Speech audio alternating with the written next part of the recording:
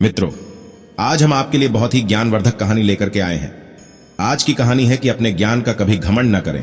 तो वीडियो शुरू करने से पहले मेरा आप सभी से अनुरोध है, यदि आपने अभी तक हमारा चैनल सब्सक्राइब नहीं किया है तो प्लीज आप हमारे चैनल को अभी सब्सक्राइब अवश्य कर लें, क्योंकि आपका एक सब्सक्राइब हमारे लिए बहुत ही महत्व रखता है।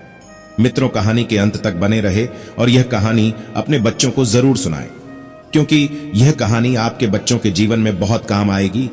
तो समय को खराब न करते हुए चलिए कहानी की तरफ गौर करते हैं। देखिए, बहुत पुरानी बात है।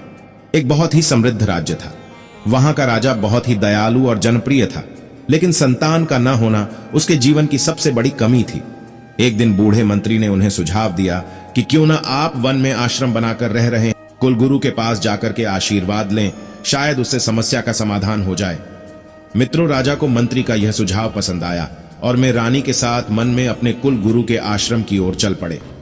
अब कुल गुरु ने जब उन्हें देखा तो मैं बहुत प्रसन्न हुए, और जब राजा ने उन्हें अपनी समस्या सुनाई तो उन्होंने कहा कि मेरा आशीर्वाद है कि तुम्हारे यहाँ 1 वर्ष के भीतर पुत्र का जन्म होगा। मित्रों, इस प्रकार समय आने पर कुल गुरु का आशीर्वाद फलित हुआ और राजा के यहाँ पर 1 वर्ष बीतने से पहले ही पुत्र का जन्म हुआ। राजकुमार बड़ा होने लगा तो राजा ने सोचा इसकी शिक्षा सर्वोत्तम होनी चाहिए। यही सोचकर कि उन्होंने अपने सेनापति से कहा कि 5 ऐसे व्यक्ति कर लाओ जिनमें से एक सबसे श्रेष्ठ धनुर्धर हो, दूसरा सबसे श्रेष्ठ गदाधारी हो, तीसरा सबसे श्रेष्ठ तलवार चलाने वाला हो, चौथा मल्ल युद्ध में निपुण हो और 5वां सबसे श्रेष्ठ घुड़सवार हो। अब इस प्रकार सेनापति ने कुछ ही दिन में ऐसे 5 लोगों को तलाश लिया। अब राजा ने उन्हें बहुत ही सम्मान के साथ में राजकुमार का आचार्य नियुक्त कर दिया। मित्रों, समय बीतता गया और जब राजकुमार युवा हुआ तो वह देश का सबसे श्रेष्ठ धनुर्धर, घुड़सवार, मल्ल युद्ध में निपुण, श्रेष्ठ गदाधारी तथा सबसे श्रेष्ठ तलवारबाज बन चुका था। अब राजा का सबसे प्रिय बेटा युद्ध में प्रवीण होने के साथ साथ युवावस्था होने के कारण राजकुमार बहुत ही घमंडी हो गया। अपने सामने किसी को कुछ समझता ही नहीं था और अपने सम्मान के प्रति हुए आवश्यकता से अधिक सजग था। कोई उसके सामने सिर उठाकर बात नहीं कर सकता था। आसपास के छोटे छोटे राज्यों की संपदा पर भी उसकी नजर बनी रहती। मित्रों, उसका लोभ दिन पर दिन बढ़ता जाता था, साथ ही साथ गुस्सा भी हमेशा उसकी नाक पर ही रहता था। अब कुछ चापलूसी करने वाले दोस्तों ने उसे स्त्रियों के प्रति भी गलत आचरण का अभ्यस्त बना दिया था।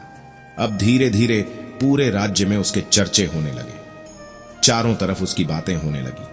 अब वो बातें जब राजा के कानों तक पहुंची तो राजा हैरान रह गए। अब उन्होंने अपने मंत्री से कहा कि मुझे राजकुमार को लेकर कि आप उन्हें कुल गुरु के आश्रम जाना चाहिए, जिनकी कृपा से मुझे राजकुमार की प्राप्ति हुई, क्योंकि वही है जो मार्च को सही रास्ते पर ला सकते हैं। मित्रों, अब राजा ने राजकुमार को बुलाया और कहा, तुम्हें कुलगुरु के यहां पर हमले के चलते तैयार हो जाओ। अब राजा की बात सुनकर के राजकुमार ने कहा कि वो किसी आश्रम में नहीं जाना चाहता। राजा ने कहा, 12 ऐसे व्यक्ति हैं जो तुमसे हर बात में श्रेष्ठ हैं। अब तो यह सुनते ही राजकुमार का अहंकार जाग उठा। उसने कहा, मुझसे श्रेष्ठ कोई है ही नहीं। तब राजा ने कहा, यदि वे तुमसे श्रेष्ठ न हुए तो मैं अपना सारा राजपाट तुम्हें सौंप करके और मैं संन्यास ले लूंगा।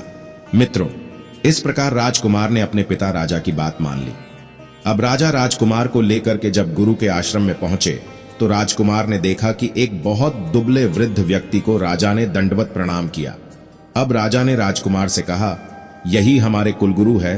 तो राजकुमार उनकी बात सुनकर हंसने लगा और उसने कहा, मैं संसार का सबसे श्रेष्ठ धनुर्धर हूं, घुड़सवार हूं, मल्ल युद्ध में निपुण हूं, तलवारबाजी और गदा युद्ध में भी मेरा सामना कोई नहीं कर सकता है, और आप कहते हैं कि आपके कुलगुरु मुझसे से श्रेष्ठ हैं, जबकि सामने खड़ा यह बूढ़ा व्यक्ति ठीक से खड़ा भी नहीं हो पाता है, फिर मुझसे श्रेष्ठ कैसे हो सकता है?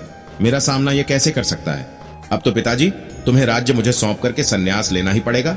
मित्रों, इस प्रकार राजकुमार की बातों को सुनकर के कुलगुरु हंसकर कहने लगे, बेटा, तुम ठीक कहते हो, मगर मैं कैसे मान लूं कि तुम सारी विद्याओं में सबसे श्रेष्ठ हो?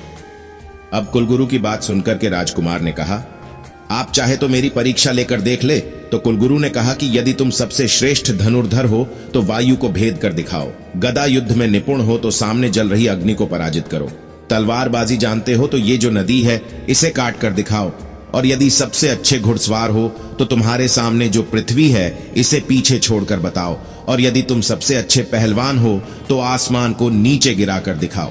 अब तो मित्रों, राजकुमार जो था कुलगुरु की बात सुनकर के एकदम से हंसने लगा और उसने कहा, मैं तो क्या संसार का कोई भी योद्धा ये काम नहीं कर सकता है?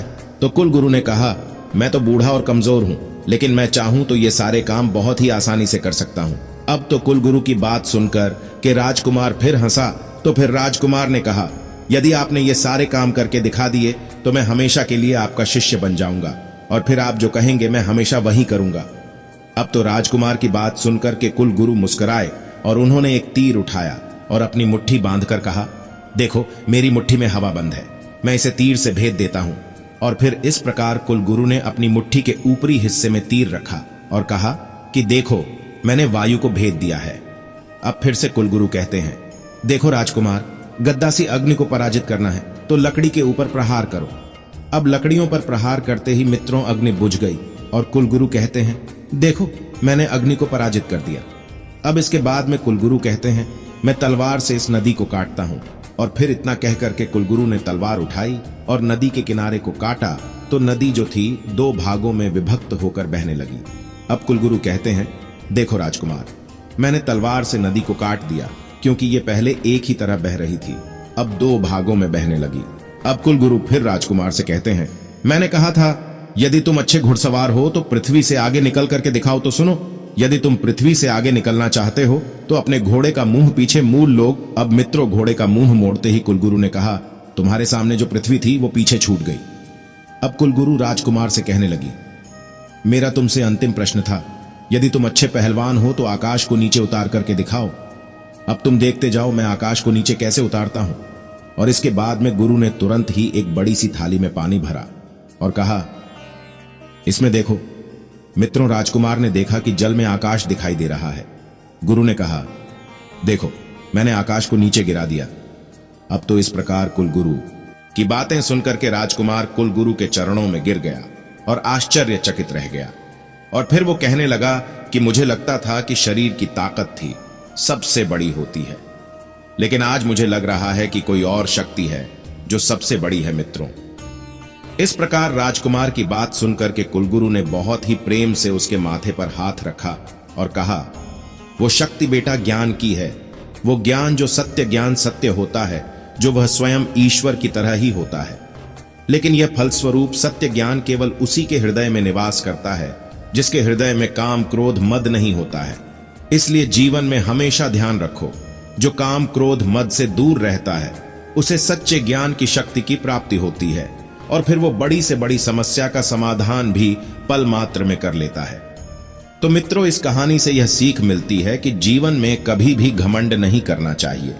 जो लोग घमंड करते हैं, जिनके अंदर लोभ होता है, जिनके अंदर क्रोध होता है, जिनके अंदर काम भावना हर समय जगी रहती है, ऐसे व्यक्तियों का सर्वनाश हो जाता है। तो मित्रों अंत में यही कहना चाहूंगा कि अपने अंदर से काम क्रोध मद को निकालें और जीवन को खुशहाल बनाए।